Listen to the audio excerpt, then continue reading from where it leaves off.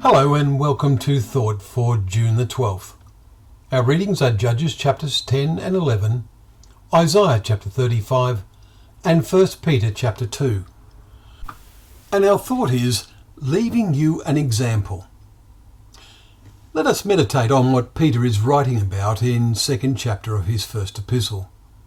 Peter penned these challenging words, "If when you do good and suffer for it, you endure, this is a gracious thing in the sight of God." Verse 20. How true this was in centuries past for those who dedicatedly read and put into practice the original teaching of Jesus and his followers, such as Peter. We note in particular what Peter tells them in verse 21.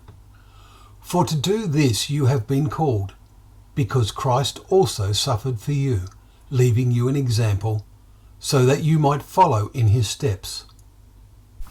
Is this example followed in these days? We are surrounded by modern inventions such as television, mobile phones and the internet, and what a bad example some of them set for us. But consider the internet. This is how you are receiving this message. It has its blessings. I lived through the post-war years in the 50s and 60s, remarkable for many reasons.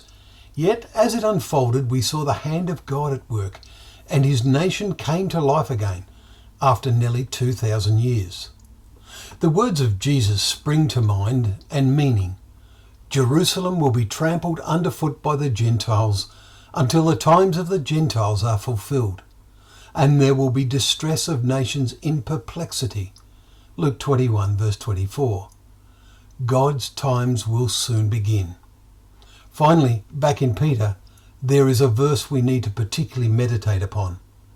Peter tells them how Jesus suffered for them, leaving you an example, that you might follow in his steps. Let us seek to do that, and how necessary it will become as there is increasing perplexity as the nations experience greater and greater distress. Well, thank you once again for joining us for Thought for the Day, where together we can open up the pages of God's Word, remembering that that Word is a lamp to our feet and a light to our path.